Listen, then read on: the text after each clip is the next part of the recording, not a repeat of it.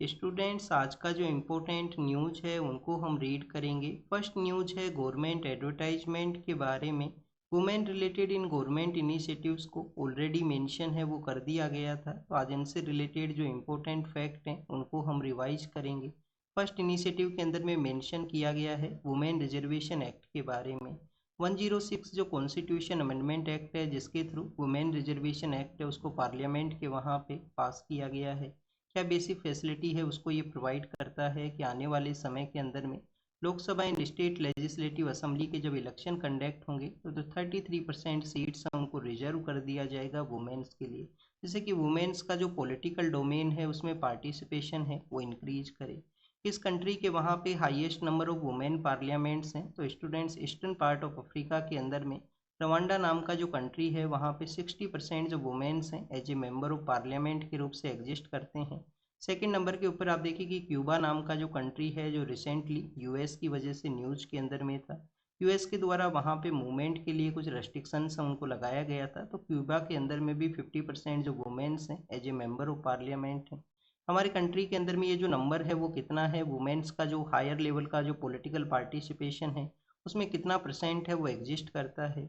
तो स्टूडेंट, जो प्रीवियस लोकसभा था 17th लोकसभा, उसके अंदर वुमेन मेंबर ऑफ पार्लियामेंट का जो संख्या है वो 78 हुआ करता था।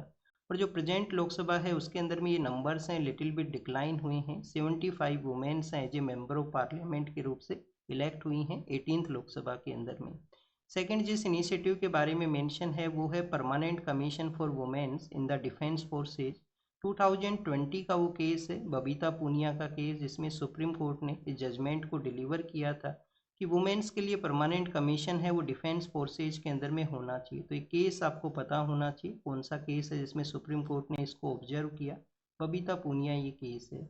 सेकंड, आप देखिए कि सुप्रीम कोर्ट ने जब जजमेंट को डिलीवर किया था तो आर्टिकल 142 को यूज़ किया था, जो कि कंप्लीट जस्टिस के रिगार्डिंग में है। जब भी किसी प्रोविजन या किसी सब्जेक्ट के रिगार्डिंग में कंप्लीट जस्टिस है उसको प्रोवाइड करना होता है सुप्रीम कोर्ट को, तो आर्टिकल 142 है उसको यूज है वो किया जाता है उनके द्वारा। तो स्टूडेंट्स, ऐसे कौन कौन से ऐसे इंसिडेंट हैं, कौन कौन से ऐसे केस हैं जिसमें सुप्रीम कोर्ट ने इस आर्टिकल को यूज किया है, 1 या 2 एग्जाम्पल हैं वो आपको ज़रूर से पता होना चाहिए। कमेंट सेक्शन के अंदर बताना, ये आपका होमवर्क है।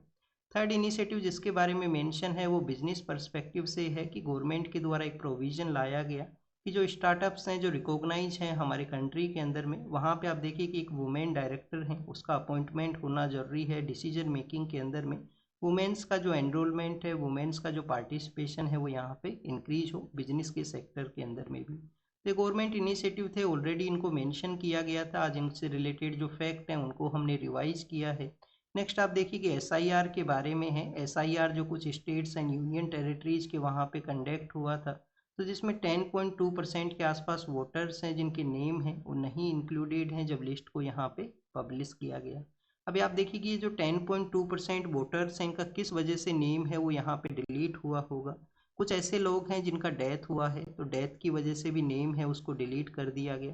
काफ़ी बार आपको देखने के लिए मिलेगा कि किसी पर्सन का डेथ हुआ है बट कंटिन्यूस उनका इलेक्टोरल रोल के अंदर में नेम है वो मेंशन है, तो डेथ की वजह से भी लोगों का जो नाम है वो डिलीट हुआ है। सेकंड, आप देखिए कि कुछ ऐसे भी वोटर्स हुआ करते हैं 2 डिफरेंट प्लेसेज के ऊपर में उनका जो नेम है वो हुआ करता है, तो डुप्लीकेट वोटर्स के भी जो नेम है उनको यहाँ पे डिलीट है वो किया गया है। कुछ ऐसे लोग हैं जो माइग्रेशन को कैरी आउट करते हैं, तो माइग्रेशन भी एक रीज़न है जिसकी वजह से लोगों का जो नेम है वो डिलीट हुआ है।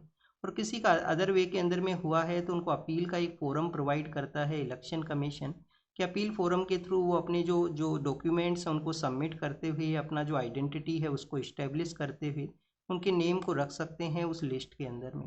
तो एसआईआर ड्राइव के बारे में था। आप देखिए कि इलेक्शन कमीशन के किस डोमेन के अंदर में, किस फंक्शन में ये ड्राइव है वो आया करता है।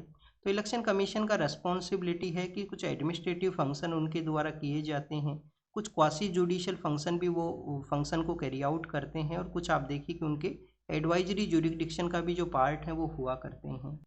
अगर आपको इन फंक्शंस के बारे में नहीं पता है तो पॉलिटिका बुक में जहाँ पे आपने इलेक्शन कमीशन ऑफ इंडिया के बारे में रीड किया है वहाँ पे इन पॉइंट्स को आप ज़रूर से रीड है वो करना। एडमिनिस्ट्रेटिव फंक्शन ये होते हैं कि इलेक्शन के रिगार्डिंग में जो भी अरेंजमेंट करना, कॉन्स्टिट्यूएंसी को डिसाइड करना, समय समय पे इलेक्टोरल रोल को यहाँ पे अपडेट करना, SIR के प्रोसेस को कैरी आउट करना, तो ये बेसिकली एडमिनिस्ट्रेटिव फंक्शन के अंदर में आया करते हैं। एडवाइजरी फंक्शन क्या है कि किसी मेंबर ऑफ पार्लियामेंट, किसी मेंबर ऑफ लेजिस्लेटिव असेंबली है, उनको यहाँ पे आप देखिए कि रिमूवल के रिगार्डिंग में एडवाइस है वो किया जाए, प्रेसिडेंट के द्वारा ओपिनियन उनसे मांगा गया हो, या किसी अदर एरिया के अंदर में कि जो कैंडिडेट जो विनर हुआ है उनके द्वारा उनका इलेक्शन के अंदर में जो एक्सपेंस था, जो खर्चा था, उसका जो जो डिटेल इन्फॉर्मेशन है वो ना दिया गया हो, कोई अदर रीजन हो जिसकी वजह से उनका इलेक्शन है वो नल एंड वॉइड है वो हुआ हो, तो प्रेसिडेंट को ओपिनियन या जो गवर्नर है उनको ओपिनियन है वो दिया जाएगा कि इन पर्सन का जो रिमूवल है वो कैरी आउट हो। फिर अगर हम बात करें स्टूडेंट्स, ये तो एडवाइजरी हुआ। क्वासी जुडिशियल क्या है? इलेक्शन कमीशन के पास में पावर। अब देखिए कि इलेक्शन के जो डिस्प्यूट्स हैं, डिस्प्यूट्स किस तरीके से कि दो कैंडिडेट हैं वो वहाँ पे क्लेम करते हैं कि उनका विक्ट्री हुआ है, प्रॉपर कैलकुलेशन नहीं हुआ वोटर्स का, तो उस दौरान में डिस्प्यूट्स को डिसाइड करना इनिशियली पार्ट के अंदर में, कैलकुलेशन के पार्ट के दौरान में। नेक्स्ट यहाँ पे जो अगर किसी को जो भी इलेक्शन के रिगार्डिंग में जो इश्यूज हैं उसके लिए वो हाई कोर्ट को अप्रोच करेंगे, सुप्रीम कोर्ट को डायरेक्टली अप्रोच है वो नहीं करते हैं। सेकंड आप देखिए कि पॉलिटिकल पार्टीज के रिगार्डिंग में कोई इश्यू है कि किसी सेक्शन ऑफ जो पॉलिटिकल पार्टी है उसने क्लेम किया है कि पॉलिटिकल पार्टी का जो नाम है, जो सिंबल है वो उनके पास में होना चाहिए, तो पॉलिटिकल डिस्प्यूट्स को यहाँ पे रिजोल्व करता है इलेक्शन कमीशन ऑफ इंडिया। ये इनके अलग अलग यहाँ पे पावर एंड फंक्शन है। नेक्स्ट अगर हम बात करें स्टूडेंट्स इस्लामाबाद टॉक्स के बारे में है, तो इस्लामाबाद जो टॉक्स हैं वो फेल हुए हैं। बोथ जो पार्टीज हैं US एंड ईरान, उनके द्वारा क्लेम किया गया। US का यहाँ पे बेसिकली क्लेम ये है कि जो ईरान ने अपना जो न्यूक्लियर प्रोग्राम है उसको अबेंडन करने से डिनाई किया है कि वो अपना न्यूक्लियर प्रोग्राम है उसको स्टॉप है वो नहीं करेंगे। ईरान का यहाँ पे क्या क्लेम है कि US का एक ओवर रीच का डिमांड था। कुछ मीडिया रिपोर्ट्स में ये भी बताया गया है कि US है जो स्टेट ऑफ हॉर्मुज के ऊपर में कुछ क्लेम है वो चाहता था, कुछ क्लेम वहाँ पे उनका रहे कि फ्यूचर के समय कोई वॉर सिचुएशन हो तो वहाँ पे US जो है वो कंटिन्यूस एक्सेसिबिलिटी को कैरी आउट करे, वहाँ से जो जो आप देखिए कि शिप्स का जो मूवमेंट है वो हो सके, जिसको ईरान ने डिनाई है वो किया है। 1979 के समय ईरान के वहाँ पे रिवॉल्यूशन हुआ था। उसके बाद में US एम्बेसी के ऊपर में आप देखिए कि अटैक है वो किया गया था। अटैक के बाद में US और ईरान का जो डिस्कशन है वो नहीं है, US और ईरान का डिस्कशन है वो एग्जिस्ट नहीं करता है। फिर ओबामा का जब टाइम पीरियड आता है तो उस समय एक एग्रीमेंट को ज़रूर से साइन किया गया था, जो P5+1 नाम के जो कंट्री हैं, परमानेंट जो मेंबर हैं UNSC के अंदर में, और वन जो कंट्री है जर्मनी, इन्होंने मिलकर एक एग्रीमेंट को साइन किया था UN जो इसराइल का ईरान का जो न्यूक्लियर प्रोग्राम है उसके रिगार्डिंग में। अब यहाँ पे आप देखिए कि जो टॉक्स हैं वो फेल हुई हैं, तो इसका एंड रिजल्ट है वो क्या है? एंड रिजल्ट के अंदर में US के प्रेसिडेंट डोनाल्ड ट्रंप ने कहा है कि वो उनका US नेवी को डिप्लॉय करेंगे, जो शिप्स का जो मूवमेंट है उसको रोकने के लिए, स्टेट ऑफ हॉर्मुज के ऊपर कंट्रोल है उसको करने के लिए। एग्जाम के लिए ज़्यादा कुछ इंपॉर्टेंट इन्फॉर्मेशन यहाँ पे नहीं मेंशन है। नेक्स्ट अगर हम बात करें स्टूडेंट जो त्रिपुरा के बारे में है, त्रिपुरा का जो tribal area autonomous district council है उसको यहाँ पे मेंशन किया गया, वहाँ के इलेक्शन प्रोसेस को बताया गया है। तो ऑटोनोमस जो डिस्ट्रिक्ट काउंसिल है वो किस किस शेड्यूल के अंदर में आया करती है? आप देखिए कि शेड्यूल 6 के अंदर में है, जो हमारा 6 शेड्यूल है वहाँ पे इसको मेंशन है। हमारे कौन कौन से स्टेट्स हैं, कौन कौन से ऐसे एरियाज हैं जहाँ पे ये जो 6 शेड्यूल में ऑटोनोमस डिस्ट्रिक्ट काउंसिल हैं जो एग्जिस्ट करती हैं? आसाम है, मेघालय है, त्रिपुरा है और मिजोरम है। और त्रिपुरा के इलेक्शन को यहाँ पे बताया गया। आसाम, मेघालय, त्रिपुरा और मिजोरम है। लद्दाख का डिमांड है कि उनको भी इंक्लूड किया जाए 6 शेड्यूल के अंदर में, बट अभी तक ऑफिशियली उनको नहीं किया गया है। अब ये जो ऑटोनोमस डिस्ट्रिक्ट काउंसिल है वो क्या हुआ करते हैं? ऐसे जो टेरिटोरियल एरिया जो कम्प्लीटली स्टेट का जो एग्जीक्यूटिव है उनके आउटसाइड डोमेन के अंदर में ये हुआ करते हैं, उनका कंट्रोल इसके ऊपर नहीं होता। गवर्नर के द्वारा आप देखिए कि जरूर यहाँ पे पावर है कि ऑटोनोमस डिस्ट्रिक्ट काउंसिल को जो रीऑर्गेनाइज एंड ऑर्गेनाइज है वो उनके द्वारा किया जा सकता है। टोटल 30 मेंबर्स हैं वो हुआ करते हैं ऑटोनोमस डिस्ट्रिक्ट काउंसिल के अंदर में। टोटल जो मेंबर्स हैं वो 30 हुआ करते हैं। 26 मेंबर्स का इलेक्शन होता है। 4 मेंबर्स हैं जो गवर्नर के द्वारा नॉमिनेट किए जाते हैं, और प्लेजर ऑफ द गवर्नमेंट के ऊपर ही गवर्नर का जो यहाँ पे प्लेजर है उसी के ऊपर में वो लोग हैं वो वर्क करते हैं। 4 मेंबर्स जो कि नॉमिनेटेड हैं।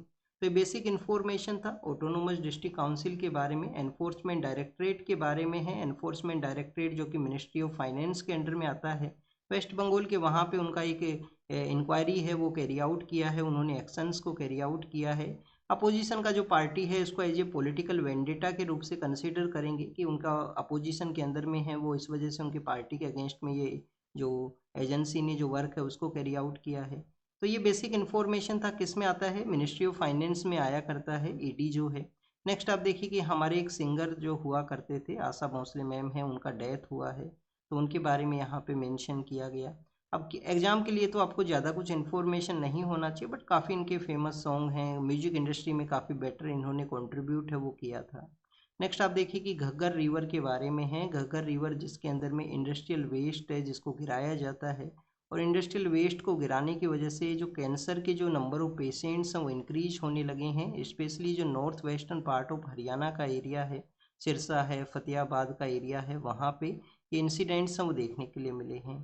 तो इंडस्ट्रियल वेस्ट जो हमारे आप देखिए कि वाटर बॉडीज़ के अंदर में उनको डायरेक्टली डिस्चार्ज कर दिया जाता है विदाउट ट्रीटमेंट के बेसिस के ऊपर में।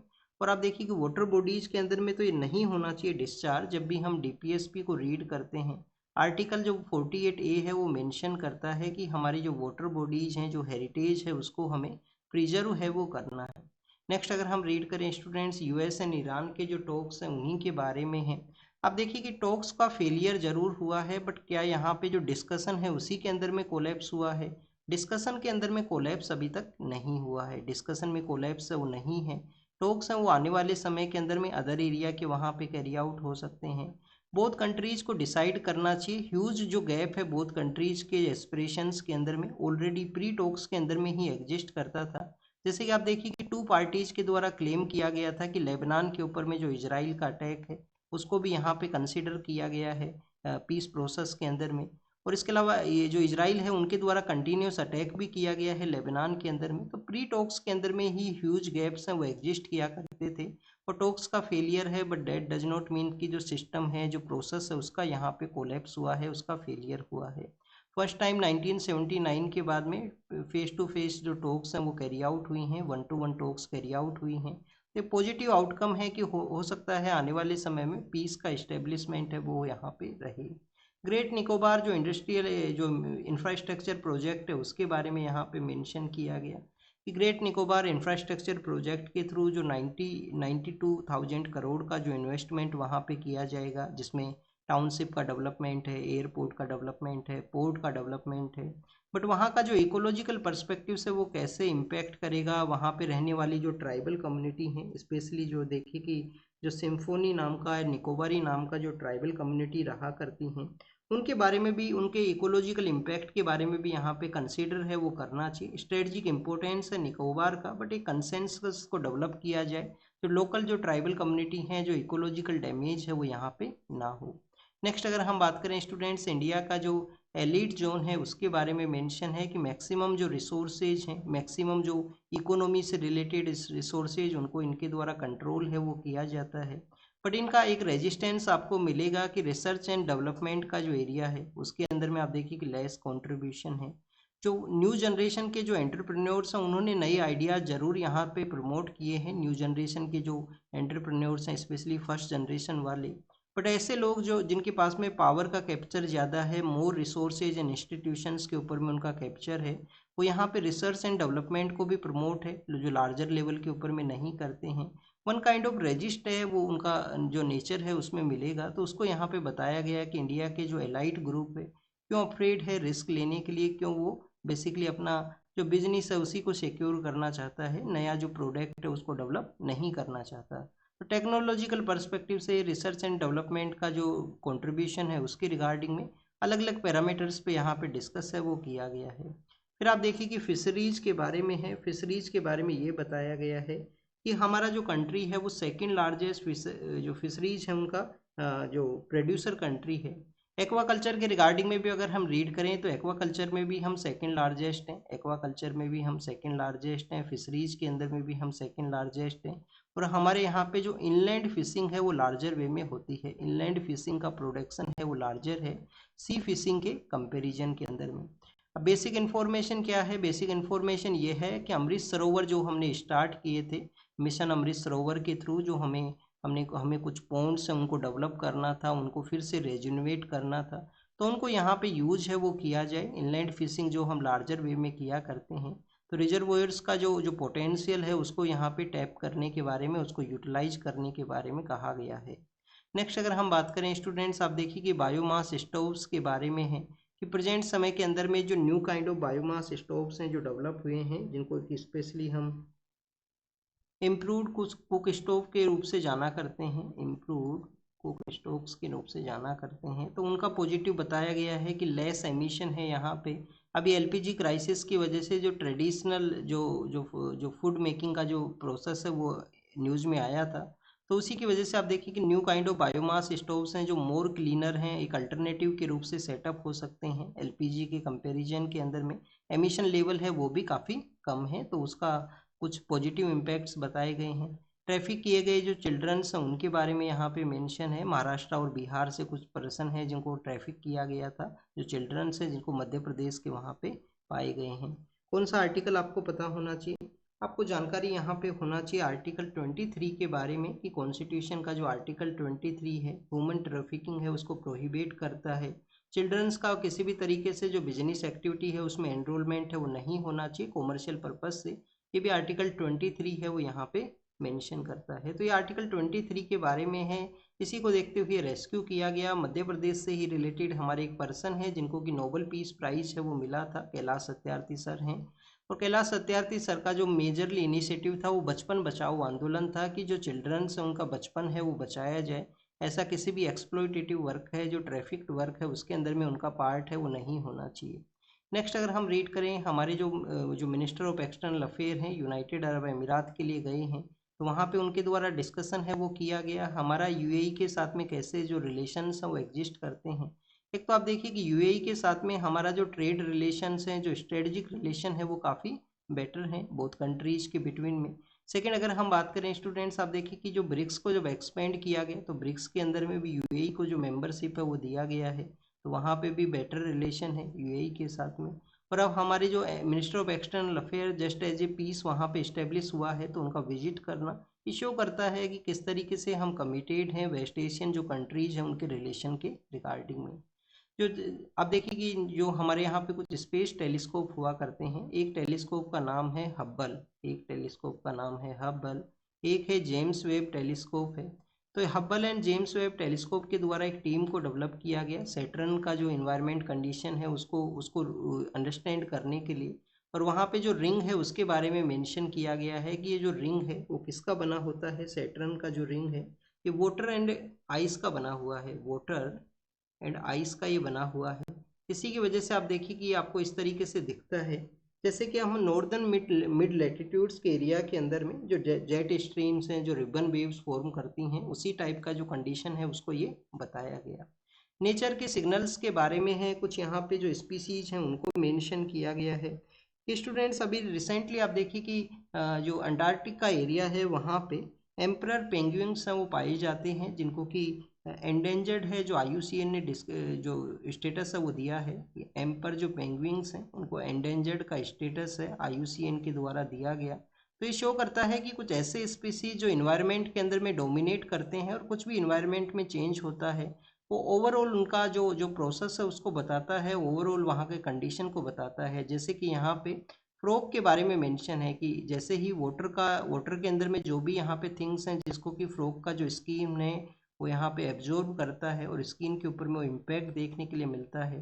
तो जैसे ही वाटर कंटामिनेटेड होगा फ्रॉग का जो नंबर्स हैं वो डिक्लाइन होंगे, जो प्रेजेंट समय में हुए भी हैं। ऐसा ही यहाँ पे एम्परल जो स्पीसीज हैं उनके बारे एम्परल जो यहाँ पे पेंगुइन का जो स्पीसीज है उनके बारे में मेंशन है कि उनका जो नंबर डिक्लाइन हुआ है जो फ्यूचर में हो और यहाँ पे वॉर्सन कंडीशन हो सकता है।